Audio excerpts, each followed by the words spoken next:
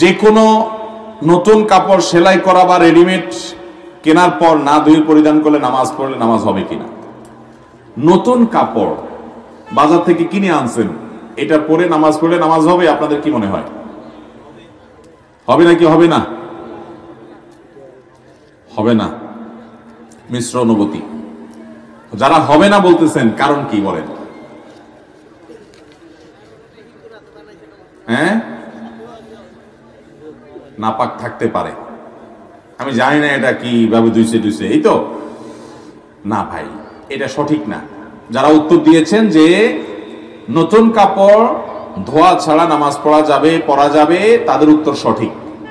হ্যাঁ, স্বাস্থ্যগত কারণ বিবেচনা করে আপনি ধুইলেন সেটা ভিন্ন কথা, যে মার খসখসে অথবা জীবাণু থাকতে পারে ইত্যাদি ইত্যাদি, সেটা ভিন্ন বিষয়। বাট পবিত্র অপবিত্রতা যদি প্রশ্ন তোলেন, তাহলে আমি বলবো একটা কাপড় বাজার থেকে কিনে আনছেন কিংবা সেলাই করে আনছেন দর্জির দোকান থেকে বা রেডিমেড কিনে আনছেন, এই কাপড় পরে আপনি ডাইরেক্ট নামাজ পড়তে পারবেন, এটা ধোয়া কোনো জরুরি না, বিশেষ করে যদি ওইটাতে কোনো নাপাক দেখা না যায়। কারণ কোনো নাপাকের আলামত যদি না থাকে, গন্ধ নাই, নাপাক দেখা যায় না, তাহলে ওটা পাক। অহেতুক সন্দেহ করে খুঁতখুঁতের স্বভাবের কারণে ওটাকে নাপাক ধরা যাবে। আপনি যদি দেখেন যে হ্যাঁ নাপাক লেগে আছে, তাহলে যে জায়গা নাপাক লেগে আছে সে জায়গা ধোবেন, ভিন্ন কথা। কিন্তু কে ধুইছে, কোত্থেকে ধুইছে, আদৌ ধুইছে কিনা, এটা পাক না নাপাক, যেহেতু নাপাকের কোনো আলামত নাই, অতএব এটাকে পাক ধরবেন। কথা কি বুঝাতে পারছি?